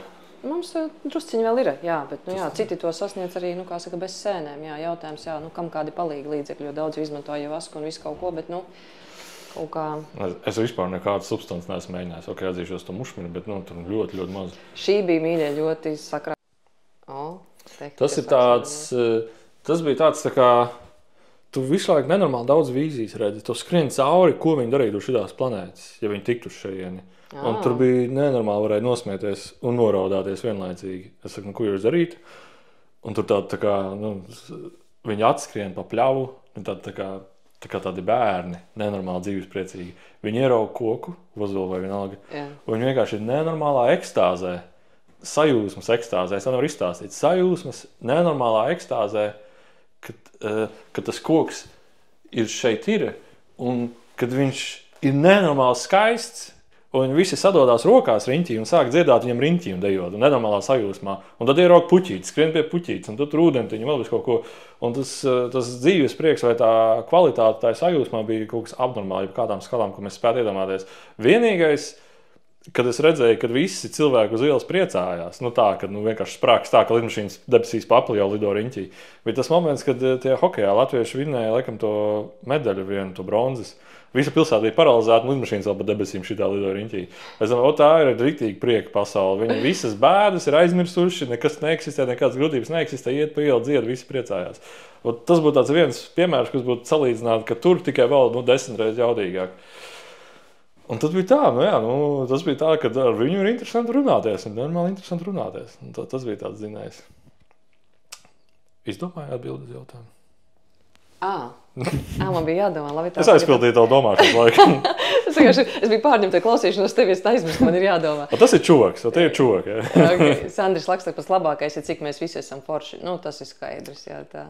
Atceros to čenu rakstā Dzintra atmiņas par to, man palīdz ejot ļoti daudzās dzīves situācijās. Milzīgs paldies tev par taviem prieka viļņiem, Matīs, liels paldies no cilvēkiem. Es tur ne par ko. Anitiņa arī atceras tavus čuvakus Itālijā, tevi klausījās arī baigi priecīgi. Sveiciens visiem klausītājiem. Iedomājieties, redzat, Matīs atgriežās ārēs, gaismas ārēs. Jā. Es nezinu, manuprāt, es nezinu, kāda ir atbilde uz to jautājumu, tāpēc, kad... Kā tev liekas vienkārši? Es nezinu, pirmais, kas nāk galvā, nezinu, sajūtas, vienalga.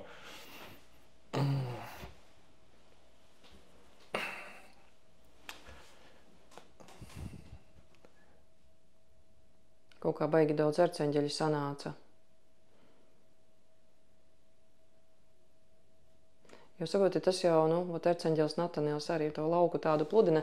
Mīļie, labā ziņa tajā visā ir tāda, ka vienalga, vai es runāju, vai es nerunāju, un man ar kaut kur par to ir pateicība un prieks, ka tas lauks tā uzstrādāts. Es vienalga, es varu iet arī Rimī vai kaut kur, bet visu laiku kaut kur caur manu lauku kaut kādas plūsmas notiek, visu laiku darbi un procesi, jā. Un es tagad nedomāju, bet arceņģeļi jau pludina info, viņi jau dod, kas kuram šai brīdī ir jāsajūt, jā. Tad, man liekas, tas stāsts par tādu dziļu sevis pašpieredzi. Saproties, moments ir kāds, man ļoti patīk tā doma, kad nemēģināt neko tā kā nodefinēt kaut kādos precīzos rāmjos, jo tas, ko caur mani dara un tas, kā es jūtu, aizvien vairāk notiek maksimāli stumties ārā no jebkādiem definējumiem, ierobežojumiem, jo mēs tomēr esam formā ar noteiktu smadzeņu procentu, kurš strādā. Tas ir skaidrs, ka viņas tur pa cik kustās un pa cik viņas tur nekustās, ja, cik viņas tur spēj apstrādāt. Ja.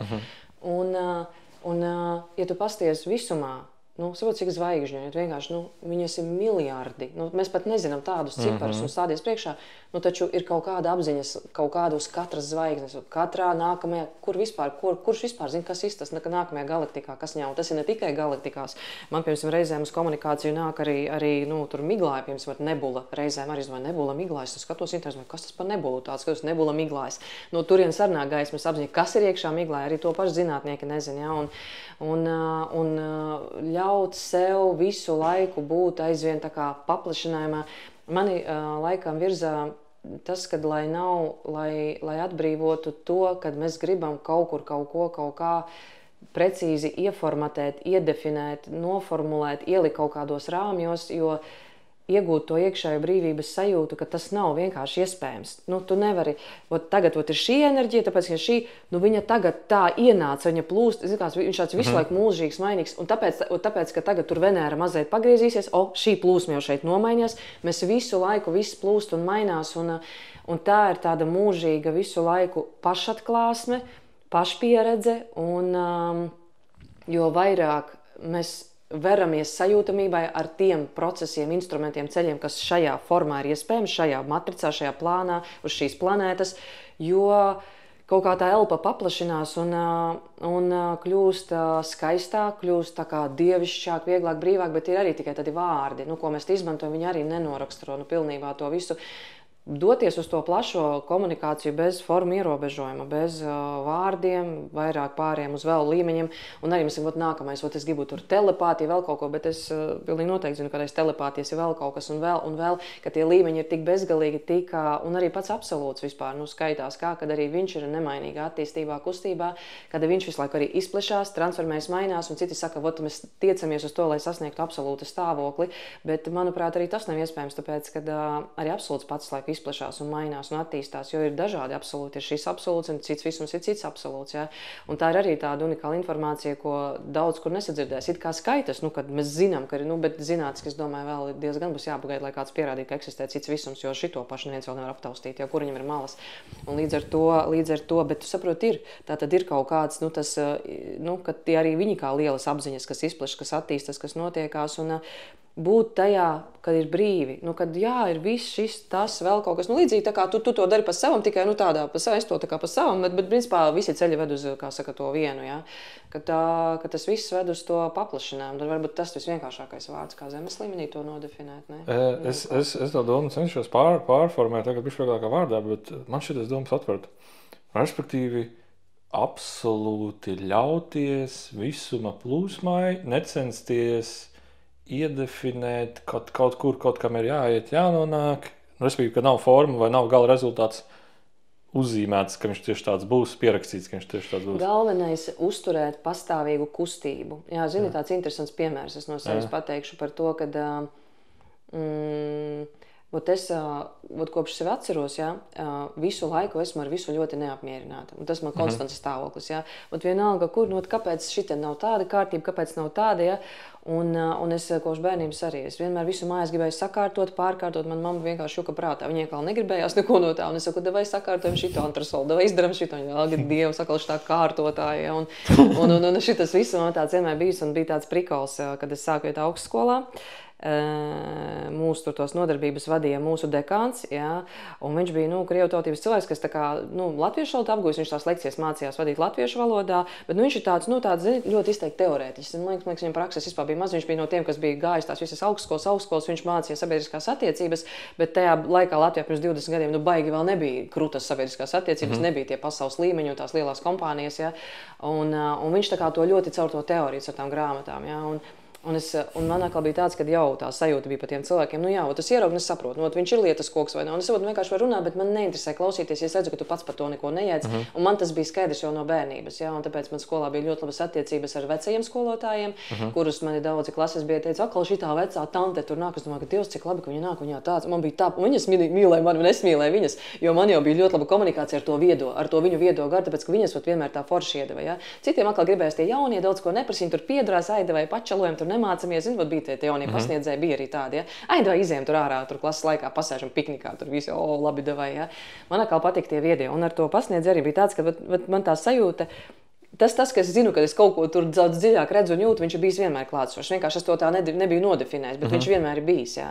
Un ar to pasniedzēju to dekānu arī. Lai viņam labi klājas, viss labi, vienkārši nav mans cilvēks. Un man nenormāli kaitina tukša teoretizēšana, ja tu praktiski var redzēt, ka tu un tad jūs aizpildiet tos papīrus, aiziet uz to praksi. Un viņš vienmēr tādu vēl kaitinošu tādu to akcentu, ka tā latviešu valoda nebija tik laba. Es to visu pieņemu, bet vienkārši to brīdi uz tiem maniem 20, kad es biju vispār tādā savā intensitātē. Man toreiz bija sarkana mašīna, un es vēl tādu, brauc ar to visu, dod tādu enerģiju baigi. Un man kaitināja, es saku, vēl nepietiek ar to, ka viņš dekāns, viņš vēl latviešu valodu labi nemāk, mūsu lekcijas izstāstīs, kā man tāds atkal kārtē, neapmierināti, un viņš to ļoti labi redzēja. Un es, protams, ka vienmēr sēdēju pirmajā rindā visās nodarbībās, un aizēju redzēt, zināt. Man bija tāds ļoti tāds manis intensitātes periods, vai ne? Un tad bija vienreiz tāda reize. Garīgie pirmsākums. Un tad bija viena tāda reize, kad es arī nokavēju, un bija lekcijas sākusies, un es tā kā iegāju, un es tajā laikā strādāju paralēli tā kā darbu, kur varēja apvienot, ja braukt lekcijām, varēja paralēli strādāt. Un man bija tāds melns kostīms, tādi augstpapēžu apvainus, tā klik, iegāju tajā telpā, aizcirtu durvis, apsēdos pirmajā solā, pār klausos, ko viņš katru atkal stāsta. Viņš tāds runā, un saprot, es neko nesaku, un es tā klausos, man tā kāja kustās, un es atkal redzu, vienkārši blieži dumības tā, ka maz neliekas, cik var teoretizēt. Būtu vienkārši reāli uz praksi parādījis, bet kaut kāda stāsta pasaules, kādas teorijas Latvijā vispār neeksistējuši. Un es jau tajā laikā biju reklāmā, mārketingā, es saprotu, neeksistē, nav Latvijā tādu lietu, ko tu tur runā. Un es neko nesaku, es sēžu, bet mans lauks, protams, ka virmo. Lauks deg. Un viņš tāds pagiežs pret mani. Viņš mums nevarēja atcerēties vārdā, jo mēs bijām grupā 40 pāri cilvēki, ja, bet viņš noteikti bija mani pamanījis. Ja. Viņš tāds pagriež man saka, Jaunkundze, jūs atkal neapmierināti ar visu. Jūs atkal degiet. Jūs atkal neapmierināti. Es tā, nē. Labi, viss labi, zikā, un tu saproti, ka tev kaitina jau tāds. Un tas bija tāds, un tad bija tā, kad es sāku tā kā dziļāk tos visus savus, es sapratu atkal tur nav, un atkal tur. Un es toreiz savu Tatinu kolēģi, mums arī ļoti daudz tos dziļumus baigos. Viņa arī bija tā, kas pirmā ieraudzīja pateica, ka tā kā mana dvēsele, mana būtība ir atnākusi no cita visuma uz šo. Tad mēs sākām runāt par to, ka ir dažādi visumi, dažādi absolūti un tā. Un es viņai saku, bet tā mūžīgā neapmierinātība, viņa visu dzīvi, viņa saka, un atnāca toreiz, neatceros, kuras struktūras no augšas atnāca, un viņas tādas, bet tev vajag to neapmierinātību, tas ir tavs galvenais dzinuls. Ja tev viņas nebūs, tev vispār viss būs šeit vienalga. Un citam tas dzinuls, labs piemērs ir Sandris. Viņa būtība, viņš ir nāk kā maju kalntā caur hava enerģiju, caur beznosacījumu mīlestību, bet viņam, lai visus iekļaut, lai visiem labi, lai visus tur nevar slikti, tur būs labi, pagaid nav slikti, mēs bišķi pielīdzināsim, tūlīt būs labi, ja? Viņš tā kā visur salīdzina, sakārto, Sandris, sveiciens tev vēlreiz, ja? Un viņam atkal caur to iekļaujošo, ja? Man atkal ir tāds, ka man tas virzošais tāds, nē, pagad, šitas jāiztransformē, šitas nav labi, šitas, un tas mani virza. Un es saku, to kaut ko mainīt, viņi saka, nē, Diana, mēs tev pagaidām nevaram. Jo, zin kā, reizēm ir kaut kādas programmas, ko es saku, mīļie, šitas manā laukā, lūdzu, kaut ko izdarīt, es nevaru šito sadzīvot. Viņi tā kā man atvieglo, paņem, es tā kā atlaiž, jā, tāpēc, kad es jūs, tu tā kā salīgs saprogrammē, lai tu noteikti plānu dzīvē pildītu, jā. Tā jau saka, jā, tā ir. Iedotā enerģija, vai kā to nosaukt, tevi iet tur konkrētā dzīves gājumā. Tieši tā ir, un es tajā brīdī saprotu, ok, labi, man nav variantu, kad, un tagad, protams, viņš daudz pārformatēs, tāpēc, ka man arī tagad ienāk caur lielāku, tādu kopēju pieņemšanu un ietveršanu, bet vispār tā būtība ir tāda, jā, kad redzēt to, kas traucē un vairāk viņu transformēt, ieraudzīt, bet tas bija smieklīgi, kā sākumā viņš izpraudās, caur to riktīgi 3D pasauli, un atkal neapmierināt, un smieklīgi. Tagad tiešām cits tas smieklīgi, bet es to faktu es vienmēr atcerēšos, jā, ja man draudz zenš laika atgādina, viņa kā es kaut ko ne tā, viņa saka, Diana, atkal ar visu neapmierinātā. Un tieši tajā viņa intonācijā man tāds, es atkal viņu redzu acu priekšā, kā viņš pie tās tāpeles stāv, viņš tāds apaļīgs tādām lielām brillēm. Jaunkundze, ar visu neapmierinātā. Tas bija tik smieklīgi vienkārši tāds, bet viņa dzen. Tas ir dzenulis, jā, tāpēc, ka tā ir tāda tiecība kaut ko mainīt, kaut ko sakārtot, kaut ko darīt, un tā ir pa darbošanos, jo citādi, ja tev ir vienalga, un skaties, jautājumu nav, ko darīt, tad, neko, tad, ko? Viņiem grib, lai mēs te kaut ko izdaram, un viņiem ir plāns, ka šeit kaut kam ir jānotiek, tad viņi ieliek to, davai, tev nepatīk, ej dari, ej maini, un es eju pēc šādas patreiz, tādas programmas. Skaties, ja man to storiju bišķi pastītos, paskaidrot nedaudz no citas skatu punktu. Piemēram, tu no rīta pamosties, tu atver acis, tur kaķis uzliec virsū, tur izlaid ārā vai ko tur. Un tad tu tā guli no rīta un domā, labi, tu ģitāru paspēlē vēl bišķi un domā, ko šodien darīt? Un tu nevar izdomāt, tev ir tāds, nezinu. Un tad vienmēr tas jautājums, tu tā kā ar sevi var uzdot jautājumu, kas ir tas, ko tu patiesībā visvairāk šobrīd vēlētos darīt. Un tu tev uznāk kaut kādas bildes, vīzijas, vienkārši paņem mašīnu un aizbrauc. Nezinu, izdara to, ko tu gribēji. Tas tev iedod tādu kaut kādu veselas labsaju, jo tu vienkārši pilnībā brīvi rīkojies saskaņā ar sajūtu. Tas ir tavs dzīves stāsts, ja? Apmēram, jā. Tas būtu kā diena tiek sastādīt. Trešdien, ceturtdien, nezinu, ko es darīšu. Bet citas dienas, tu, piemēram, pamosties, vakarā tu domāji, ko rīt darīt, ir tas darbs jāizdara, tas ir. Un nav nekāds atbildes, vienkārši nedomā. Un tu pamosties no rīta, tev viss ir kā dienas skaidrs, kas tieši šodien jāizdara, kādā secībā, bet tu nekad tu nepiedalies vispār domāšanā par to, bet tev vienkārši ir skaidrs kā diena, tā darba secība, kas ir šodien jāizdara.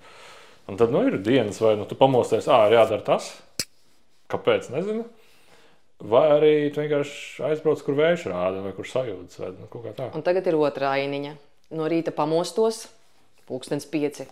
Bāc ātri jāceļas, jāstaisas, jo 6:00 ir jāvada kanālā meditācija, jo mēs visi gribam sanākt un būt kopā.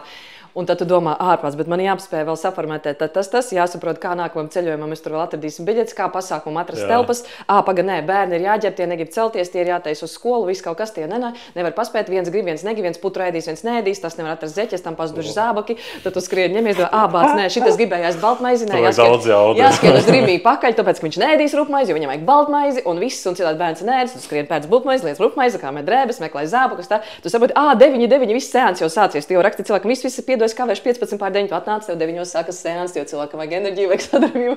Tad beidzas seans, un nē, man jābrauc uz Rīgu, tu sāksies dubult klātienes seans.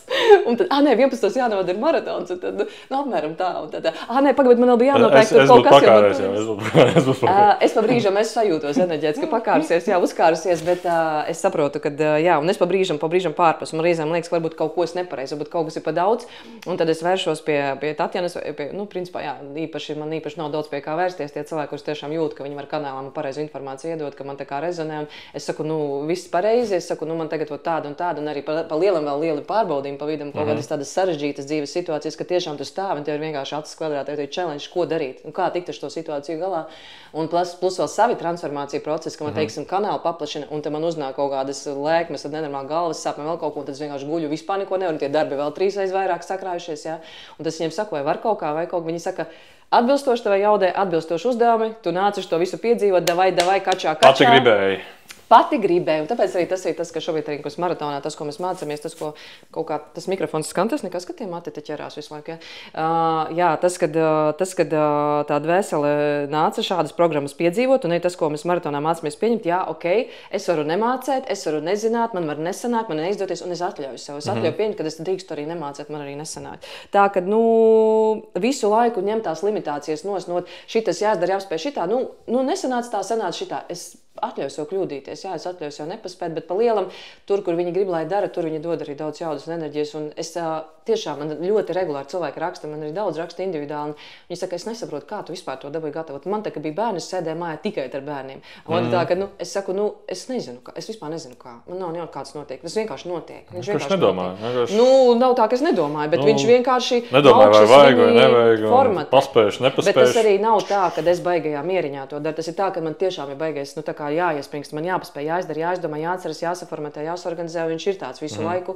Bet, zini, tai pašā laikā, kad uznāk kaut kāds tāds varbūt periods, kad, teiksim, kaut ko pasēdēt, nedarīt, īstenībā ir tāda sajūta, ko es nācu vienkārši pasēdēt, neko nedarīt, jo, ja tu vari dabūt tādus, atkatus, tādus brīžus, teiksim, es viņus noķēru pēdējā laikā, tādi, kad tu vari apsēsties, kad tu ir tāds mirklis, ka tu dabūji to dziļo kluso mieriņu, tad ir baigi labi, tu tā kā iebalansē un atkal dodies tālāk, jā, bet īstenībā man laikam nedara arī tāds baigais mieriņš, nekā nedarīšu. Man ir daudz labāk sajūties, esmu noslogota un kaut ko daru. Tu atbilsti tādām teicienām, kā reiz viens teica, ka šī planēta, šī vieta, šī pieredze nav radīta, lai šeit būtu miers.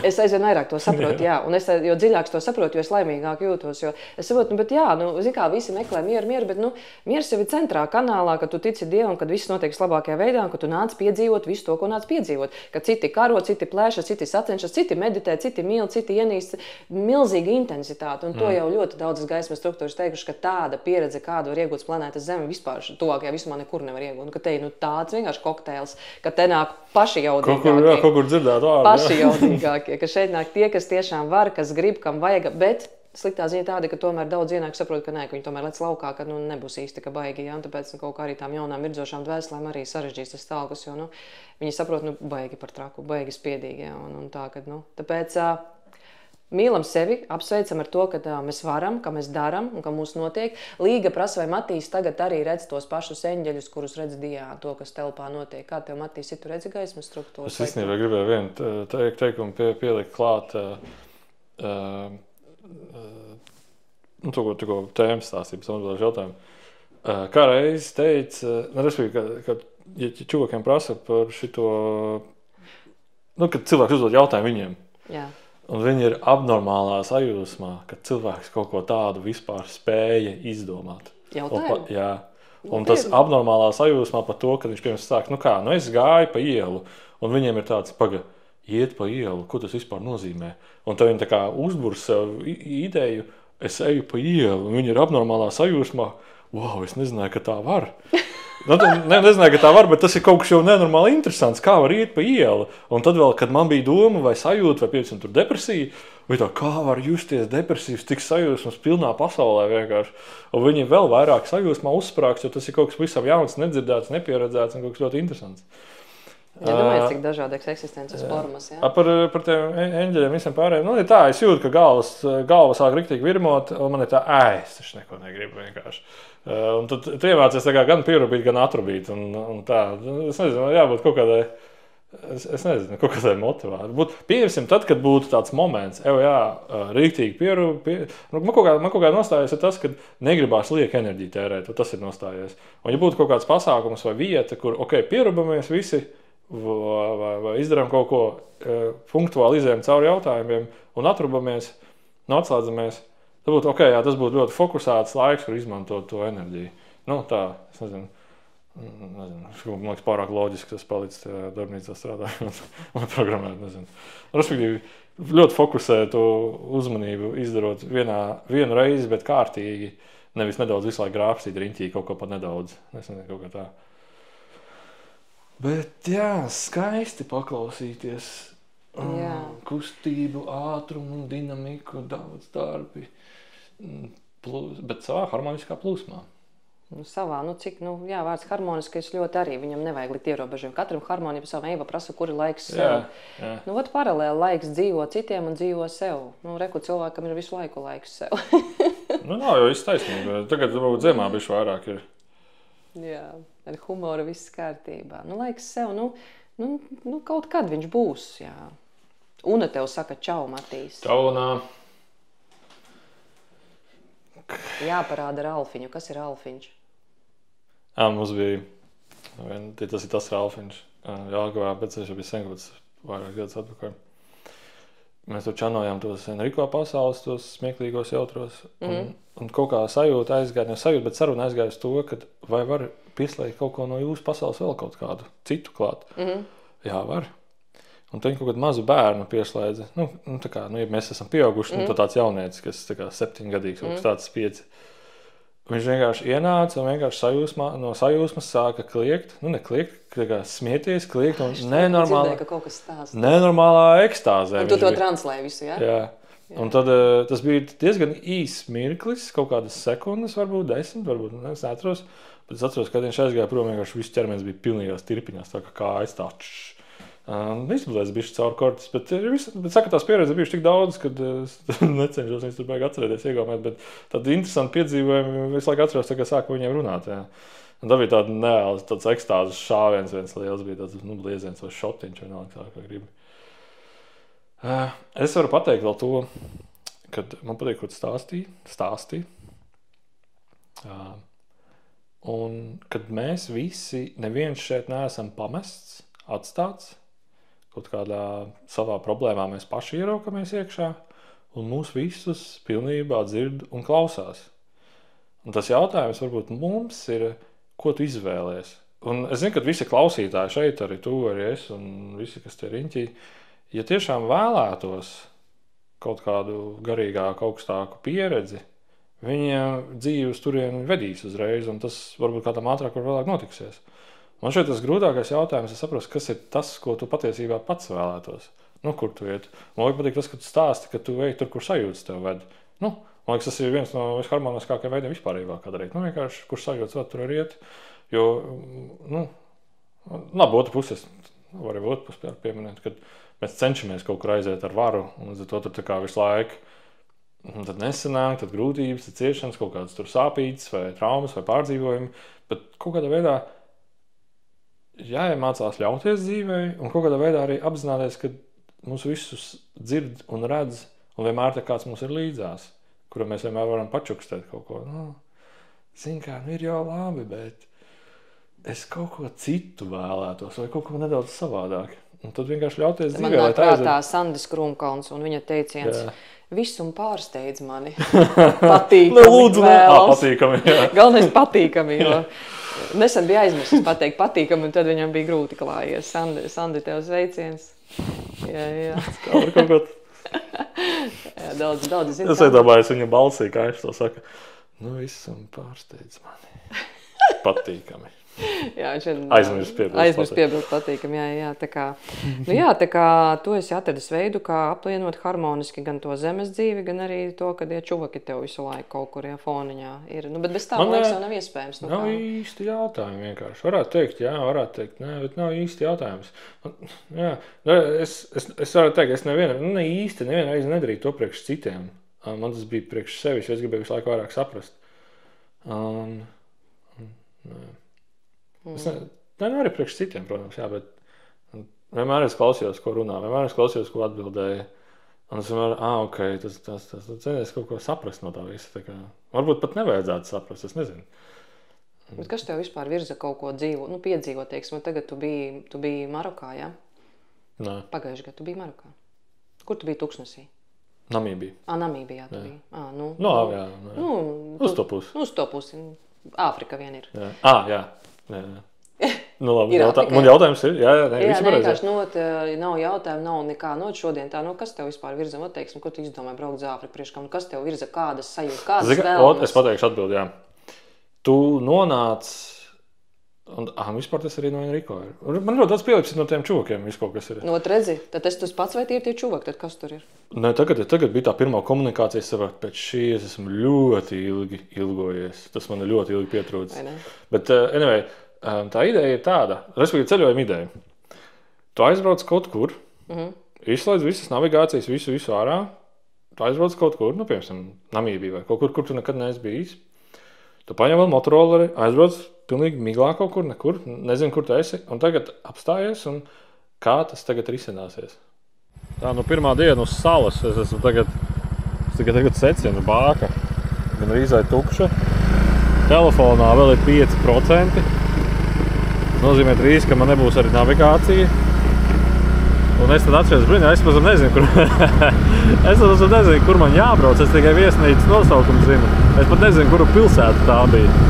Es tā baigi neiegaumēju. Man, principā, jātiek līdz vietai, kur tagad ir internets. Un vismaz jāiegaumē ceļš, kā man tur jābrauc.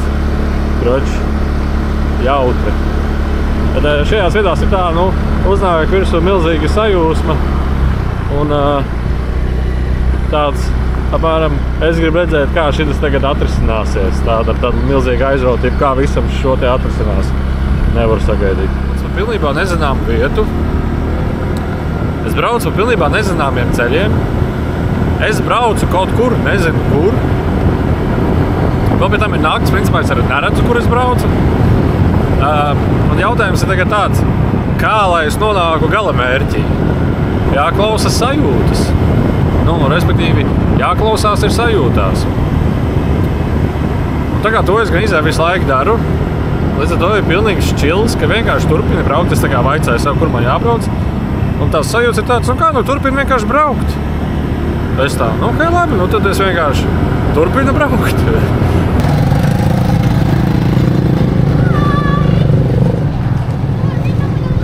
Brauksim lejā. Bet, ja nav, braukšu augšā un taisni. Tad, ja es tagad būšu trāpījis, tad principā tas būs ar pirmo. Šitas ir mans numurs. Jā, kā tas tagad atrisināsies? Взял приключения на свою голову. Jā, vot. Un tur ir tāda, ja mēs šeit dzīvojot, kur mēs tagad esam, mums ir ļoti grūti ļauties dzīvē, jo mēs zinām, kur ir veikals, mēs zinām, kur ir mums jābrauc, mēs zinām maršrutu, tur neko nezini. Un tad tu tā kā, ja es nekur nezinu, tad atliek klausīties tikai sajūtās un vienkārši tāds braukt.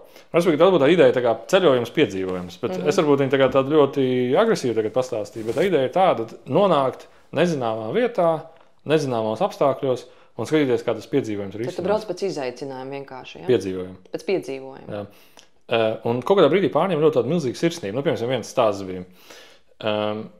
Mēs braucām ilgi pa Tuksnesi, tur kaut kādi 100 km dienā, tur 500 vai 600, es nezinu. Respektīvi, tu jau brauc kaut kādu pusdienu pa to Tuksnesi, un ir maziņš koks, un divritenis tur stāv noparkojies, kaut kāds tur kurpsienu. Es, protams, palidāju viņam garām un tādu domu pārņem. Ko viņš tur dara? Kāpēc viņš tur dara? Un es vēl sāku runāt ar Sēnci, un es saku, kaut kā baigi dīvaini, 300 km Tuksnesī, ko viņš tur dara, tas cilvēks? Un tad mēs aizbraucām uz vienu pilsētu, uz otru pilsētu, mēs jau tur vēl draugus satikāmies, tur tik pārsmējāmies, un vēl tur draugus netīšām satikāmies, un tagad mēs esam apmaldījušies, mēs meklējam, kur palikt pa naktī, un vienā vietā ciet, otrā nē, gribam ēst, ieejam, sarunājam, iesim tagad vienā viesnīcā, kafejnīcā, ieejam iekšā, viņi labi, ok, uztaisīsim jums tur ēst, bet nakti nav vietas nekādas. Un tad es tagad eju, un tur sēž pie krēsla, viens tur galda sēž viens vīrietis ar vārdu, un man vienkārši pēkšņi spontāni. Es viņam pieeju klāt, es saku, angliski, jā, čau, klausies, tur nāks tagad iekšā Kārlis, es neteicu vārdu, tur nāks iekšā tagad tas cilvēks viens, Pieeja klāt un paprasa viņam, vai gadījumā viņš neceļo ar divriteni apkārt planētai, pasaulē, planētai. Jo man liekas, tu arī ceļo ar divriteni apkārt pasaulē. Viņam tāds liels acis, kādu zināju? Es saku, es nezinu. Es vienkārši to pieeju klāt, es dūlo kaut ko saku, tā pa lielam. Viņam tāds liels acis un ierauga, tas ir Kārlis ir. Jā, Kārlis. Izrādās, viņam bija pazīstami. Un vēl lielāks prikals, ka viņi bija pazīstami ar to kompāniju, ko mēs nesen satikām. Man likās, viss okeāns, viss tas tūkstnesis ir vienkārši kaut kāda divriteņiem cilvēku tur ceļo. Bet tas pats interesantākais bija, ka tas bija tieši tas cilvēks, kas tajā tūkstneša malā ar to divriteni tur stāvēja. Vienkārši kaut kādā pilsētā, nezinu, cik kilometrus tur tālāk, tur, nezinu, moši 1000, es nezinu, es vienkārši neatceros. Un tad mēs sākam runāt, un viņš saka, jā, bet tad, kad es zinu jūs man braucāt garām, es arī jūs redzēju, un es arī domāju, ko jūs tur izzināties par tūkstnesi. Un beigās viņš sāka, tas bija tāds tā kā, tas tā kā nejauši satikāmies, nav jau nekas nejauši. Tu vēlējies, viņš vēlējās, visi satikās visārtākā vietā, kur satikties. Respektīvi, jo vairāk tu ļaujies plūsmā, jo vairāk tu aizēji uz kaut kādu tādu interesantu piedzīvojumu, sakam to par piedzīvojumu. Un tas stāsts aizgāja vēl tālāk, viņš sāka stāstīt. Viņš par Allahu visu laiku runāja, bet viņš stāstīja par pareizo Allahu, no nozīmes. Tad Kārlis kaut ko runāja, tad Sensis kaut ko runāja, un tad vēl atnāca klāt vēl viens airētājs, kas airēja ar airlaivu okeānam pāri, bet Altājam pāri, vēl sarežģītāks maršruts. Un tad beigās sanāk tā, tu vienkārši sēdi, klausies to cilvēku stāstus, un vienkārši tu tāds sirds pārņem, ja tu esi apstarots ar piedzīvojumu to garu vai to enerģiju, tu vienkārši viņus nevar atteikties. Un es domāju, nākošais tā, es braukšu uz Ķīnu, Šanhaju, apmaldīšos lielpilsētā, speciāli apmaldīšos. Jā, kaut ko tādu, tu vienkārši pilnībā sajūtas vēl jau. Tā kā tu esi kaut kādā neprognozētā vietā, un tev tikai sajūtas pēc tam vada, un tu vienkārši skaties, kā tas atklājās. Tas interesants piedzīvojums ir. Tas varbūt ir tas ceļošanas kaut kāds gars, un tāpēc arī uz Ukrainu aizbraukšu. Jā, Matīs brauc uz Ukrainu. Kad tu brauc? Rīt. Būs nedaudz video, es ceru, ja ļaus tur filmēt. Redzēsim, ko Aleks ir paredzējis, vai kā viņa ceļi, ko redz pa labi esam, vienalga. Bet taču Dieva ceļi neizdibināmi. Tur ir tā lieta, ka viņa ceļi nav izdibināmi, jā. Un tāpēc tas būs piedzīvojums. Tas būs interesanti, jā, tas būs skaisti. Mums arī būs piedzīvojums. Mēs braucam uz Azoru salām. Pastāst, kā tev gāja Eģiptē. Man bija vesels ēteris, kurā stāstīja, kā man gāja Eģiptē. Tu taču klausies. Es redzēju bildi, kur jūs lidojāt atpakaļ vieni paši lidmašīnā. Mums vieniem pašiem bija viss džets. Un man bija tāds, kā tas ir iespējams. Labs. Ko jūs sarunājat ar to, ar visumu? Kā jūs to dabājāt gatavu? Mīļie, kā mēs to dabūjām gatavu?